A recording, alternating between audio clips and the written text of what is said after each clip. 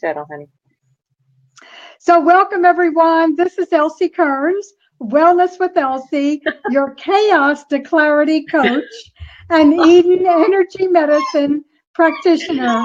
And today, I hear Pam's dog in the background. Okay, I'm going to go put her in the kitchen. I'll be right back. Yeah, that's fine.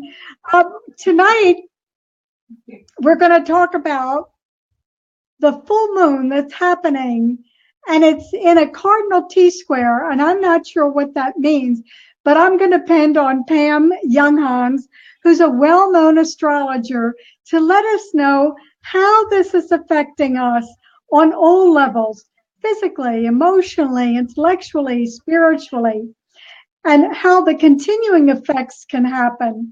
So I want to welcome Pam. Pam, welcome again. We're excited about hearing about this big full moon on Easter weekend. So the very first thing I want you to help our listeners understand is, what does it mean that this full moon is in a Cardinal T-Square? Okay, perfect. So, well, let's just explain what T-square is. So in a T-square, we have at least 3 planets. With today's, we've got 4. But we have at least 3 planets. 2 of them are opposing each other, and the last one is down here. So basically, we've got a T. So that's where the name comes from. It's called a Cardinal T-Square because those 3 planets are in cardinal signs, which are either Aries or Libra or Cancer or Capricorn. So those are the cardinal signs. For this one, in a T-square, we only have 3 of the 4 signs represented, 4 cardinal signs. So we have the Sun and Mercury in Aries. Opposite that, we have this moon in Libra. And then squaring that, we have both Saturn and Mars together in Capricorn. So we actually have 5 planets involved. And sorry, my dog, like I said, my dog's decided that this would be the opportune time to act out. So we're just going to be throwing her treats from time to time. Yeah. So this is extra powerful for a couple of reasons. Extra powerful full moon because of the T-square, extra powerful T-square mostly because of that Saturn-Mars conjunction. But that's what it means. That's the physical manifestation. What it means is that we've got planets all wanting different things. So we've got Mercury and the Sun over here in Aries. And Aries wants to go, get it done, get out the door. You know, it's the first sign of spring. Let's do it. It's the initiator. And Libra over here says, well, that would be good, but let's think about it. And let's think about all the options and decide what makes the most sense. And, you know, because Libra is all about harmony and balance and not rushing out without knowing anything. So right away, we have that polarity and a dog squeaking a toy. So we have that polarity, and polarities are part of every full moon. So that's kind of to be expected. But what then creates the interesting piece of this is Saturn and Mars in Capricorn. And Capricorn is not going to go out the door like Aries, you know, without thinking things through. And it's not going to consult other people about what they think, which is what Libra wants to do. It just says, okay, I'm making the decisions. I'm doing it on my own. I don't need anybody else. I'm just going for it. So we can see right away we've got 3 powerful motivators, all with different agendas and pulling on us at once with this full moon. So that's the exciting part of a T-square, and it's why we may be feeling especially frustrated right now. Now, where this appears in our own lives depends on, you know, where we have Aries in our chart and where we have Libra in our chart and where we have Capricorn in our charts, because those houses will tell us what areas of our life are being activated. Okay, and Mercury is retrograde now, so okay, I'm going to calm down, speak a little bit slower because I feel like I'm racing. Yeah. So did that explain some things with that? Yes, that helps us understand it better. And of course, we're moving into Aries tomorrow, April 1st, April Fool's Day. And as you mentioned, that's a fire sign. Whoops, I lost Pam. She'll have to come back on in a minute. So Aries is a fire sign, and that means that, as Pam just explained, we kind of want to rush out the door. We want to really get moving because Aries is that hot, hot fire. It's the beginning of the astrologer calendar, and as Pam said, the beginning of spring. So, Pam, there's also a fixed star that I think is connected with this full moon. Right, right. So, and it's a very important fixed star, actually. And I do want to mention that, actually, that astrological new year was with the equinox, when the sun went into Aries. Okay. And then we had that, anyway, blah, blah, blah. But yeah, so, and I have to pull out my book because, so this is the book I'm using for learning about the fixed stars. It's called The Magic of the Stars by Roderick Kidston. It's such an excellent book. He just poured his heart and soul into this, and he did pass away right after it was published. So it's kind of his legacy that he's left us with. So the fixed star that the moon is aligned with is called Vinda-Meatrix.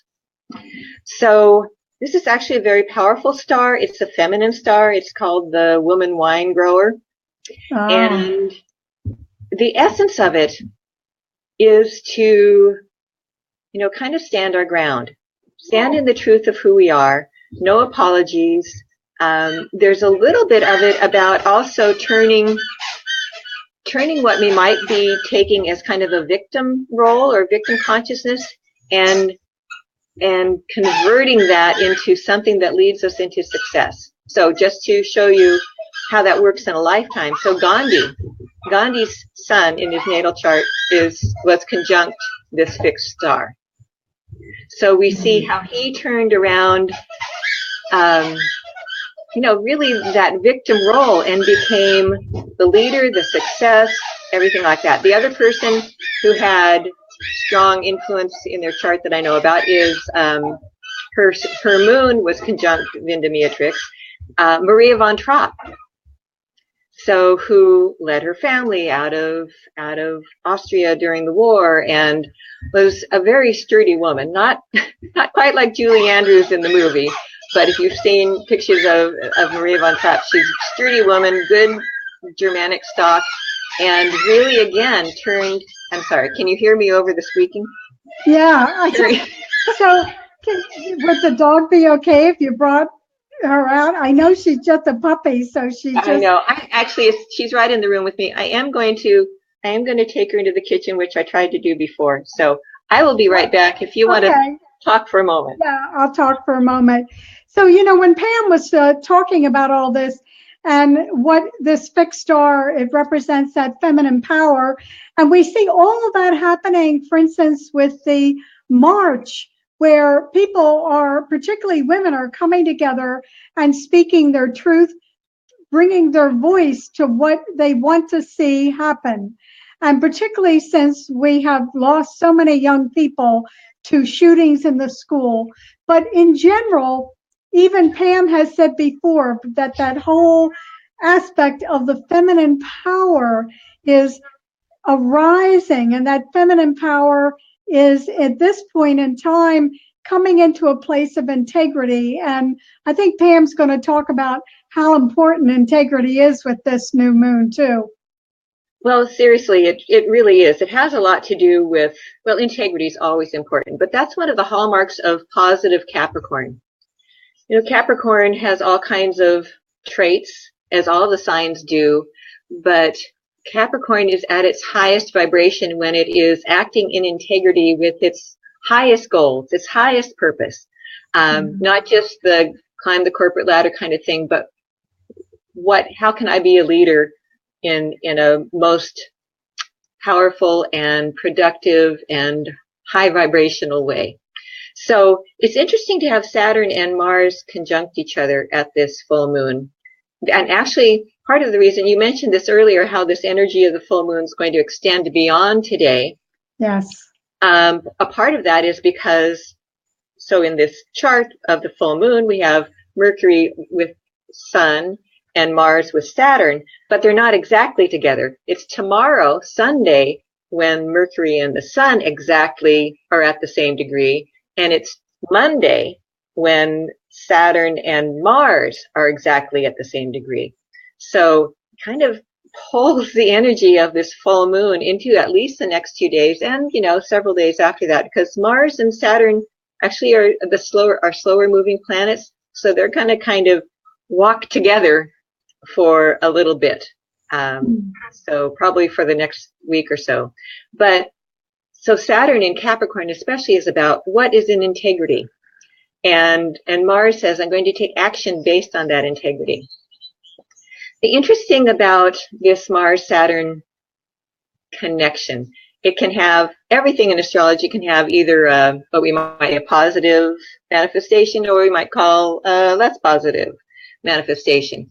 In the positive, we're uniting force, action, which is Mars, with discipline, responsibility, which is Saturn. So steady progress towards a goal. You think about the Capricorn sea goat. It climbs the mountain, it gets the job done, and Mars amplifies that energy, helps it get moving. That's the positive way it can work. In the negative, this is said many times by many astrologers, but it's like having one foot on the gas pedal and one foot on the brake. Because Mars wants to go, go, go. Saturn says, let's take it a step at a time. So I write for the Mountain Astrologer, and I am in this April-May issue, and I talked about how one of the potential ways that this can manifest, this alignment, is, Sisyphus in the Greek myth, how he'd roll the boulder up to the top of the hill, and then it would roll back down the hill. So there can be a little bit of that feeling too, but it's really, so there's that, and then we've got Mercury retrograde, which also has that retro feel of, okay, I'm going forward, but now I'm kind of rolling back. I'm going forward, but I'm kind of rolling back. So there is a need for patience with this. There can be some frustrations, but there can also be some magic, because when we gear ourselves into that integrity that you mentioned, I love that you brought that word up, because when we are in that highest integrity and we do bring in the discipline, and then we bring in the positive elements of Libra, which is about seeing both sides of an issue, of Aries, which is having courage, we really can make some magic happen. The other, I'm going to look at my notes in a minute because I did write down several things, but the other thing that really stands out to me with this Mercury conjunct the Sun especially is the impact of words, because it's clear every day that words are said out there in the news, in our lives, wherever. They may or may not be true. They may or may not be in integrity, and yet they have effect. They have effect even if they're not true. So one thing I think it's really important, especially with Mercury retrograde right now, is to review how we bring information into our lives. Good idea. What do we read? What do we listen to? It's not about, I'm never going to listen to the news again, but it's making sure that your source is what you would align with, not that you're just reading the headlines in the tabloids or whatever, because that's going to keep your mind working in those ways that are going to keep the ball rolling back down the hill. And so that occurred to me today because I've started reading some more inspirational materials in the morning than I have been recently. And it's really, I'm doing some other things too, but it's really helping me kind of shift into a different perspective throughout the day. So I just offer that because I think while Mercury is retrograde, especially with this T-Square, it's really important to pay attention to those information sources and how they affect us, because words are energy. They're powerful energy. Well, that's a good point, that words are energy. And when you talk about this and we think about integrity and what you're talking about, being clear where our source is coming from, we've had this whole issue on fake news, and we've seen people falling like dominoes, one after the other, around the entire issue of integrity, whether It is using monies that don't belong to them, belong to the people, or, involvement with women and misconduct. It's just been a continuing theme for the last couple of months. Yeah, and actually this is also tied into Jupiter being in Scorpio, which I got interviewed for an article that I posted on my Facebook site about Jupiter in Scorpio. And the very week that Jupiter went into Scorpio last October was when the Harvey Weinstein scandal broke. Right. And it's been since then that the Me Too movement has been going, that the Time's Up movement has grown. So, and this is really, I mean, it's quintessential Jupiter in Scorpio. Jupiter magnifying and Scorpio being often the darker side, the things that we don't want to see. Also rules sex and power and money. So Jupiter's really amplifying all of that in our experience so we can see what we want to align with and what's ready to be purged from our systems individually and collectively. So Pam, when we talk about Scorpio bringing up all of the dark stuff that's under the rug, so to speak, how does Pluto play into this? Really good question, because Pluto is the planetary ruler of Scorpio. And Pluto plays such a big role and has been for quite a while because it's moving through Capricorn, and Capricorn rules governments and policies and social systems. And so Pluto has been kind of doing a slow burn on the government structures, on the social structures in our lives, to try to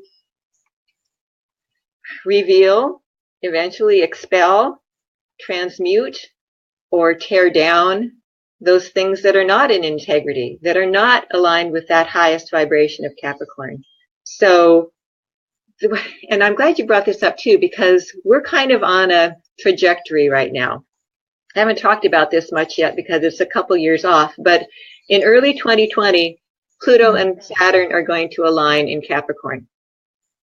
And this is big, not only because it only happens every, I don't know, not 30 years, but 20 something years, but it's also the US's Pluto return, which happens every 243 years. So Pluto is coming back around to where it was when the US was born, which is, we know what a Saturn return is. It's kind of like a break up or get going. Wake up. Oh, I just got chills. It's huge. It's Pluto return. And so it's really, we better figure out how to use our power. We better figure out how to get this done, how to be in integrity. And then Saturn's going to be conjunct Pluto, so it brings it down even more fully into our experience and manifesting. So I don't know what's going to happen. It's 2 years away.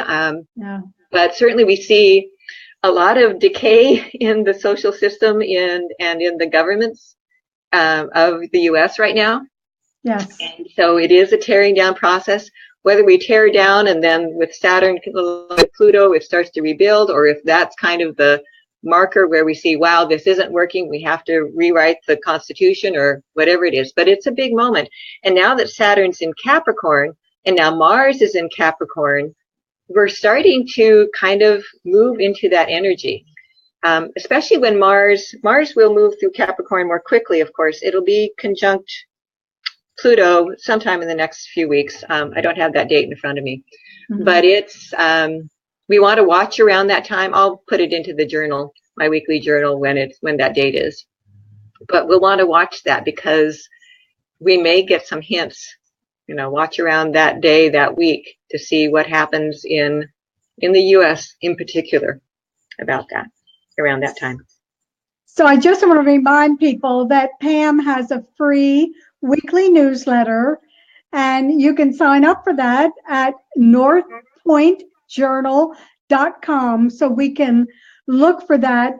And I'm giggling a little bit because, Pam, I heard you 1 or 2 times refer to 2020 as like a lot was going to happen. So now I understand more about why that is going to be such a big year. It is very big, and it's going to be, whoever knows their astrology chart, they want to look at where, I think it's about 23, 24 degrees of Capricorn is, and if you have any planets there or points there, it's going to be especially powerful for you. But it's really, it's going to be interesting to watch. So I just want to look through my notes and see if there's anything else I wanted to say about this full moon. We're in lessons that accelerate our growth. There can be more aggression and assertiveness with Mars involved.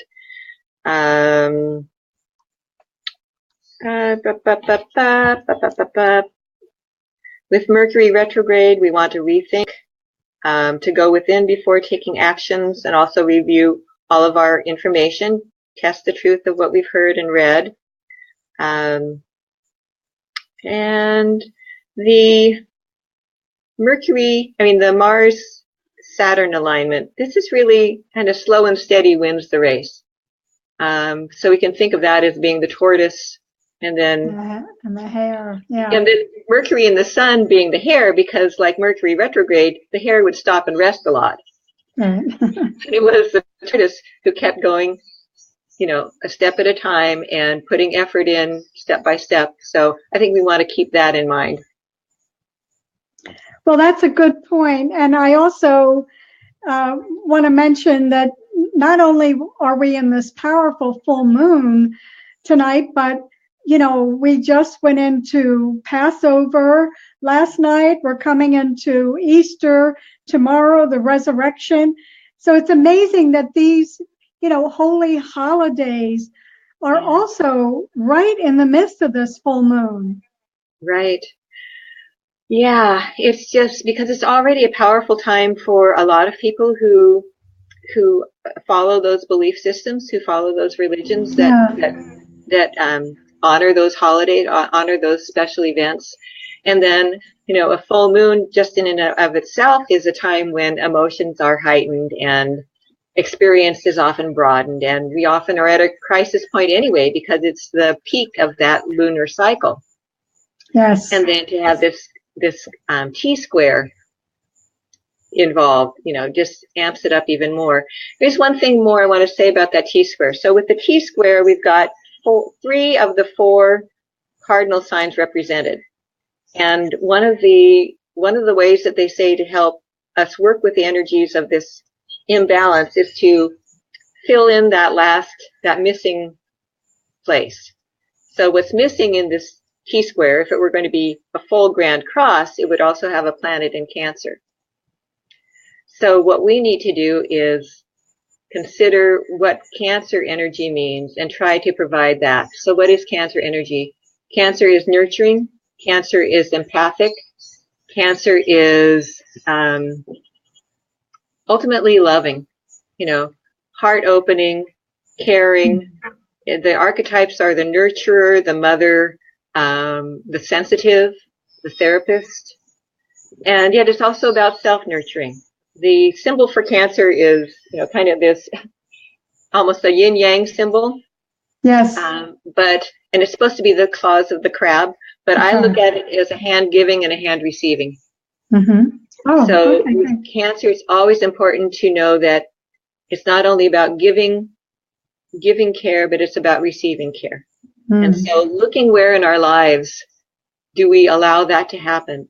Where is that imbalance? Are we nurturing ourselves as well as we're nurturing others? Or do we need more external kind of locations, people, animals, places to put the caring and love that we have? Where is that balance? So that's something to consider as well. Yeah, so that's that yin and yang where, the yang, the right side, we step out, make it happen. But whether we're male or female, we need that yin to receive intuition and receive again for ourselves and that self-care. Right. Very important. Yeah. So I want to thank some of the people that have joined us, Joseph and Peggy, Dolores and Holly. I know you shared this, and Ari, I'm so glad you're all here today.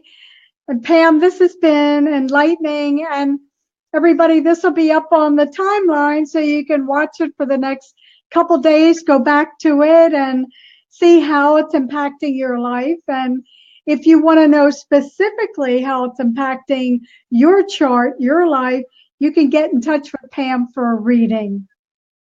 Thanks, Elsie. Yeah. My apologies again for the squeaking. I hope it didn't overwhelm the video, the audio too much. Well, I'm sure we have a lot of dog lovers on the call and people that will listen who clearly understand, because it's just a puppy yet and just, wants all of your attention. Exactly. Yeah. Okay, this was great, everybody. This is Elsie Kerns, your Chaos to Clarity coach, your Eden energy medicine practitioner. And I'd love you to go to my website, wellnesswithelsie.com. And also remember, you can sign up for Pam's free newsletter. It comes out every Sunday at northpointastrology.com. And I'm going to put those links below when I go over to Facebook to share this. Okay, thanks everyone. It was great. Yeah. See you, Elsie. Okay.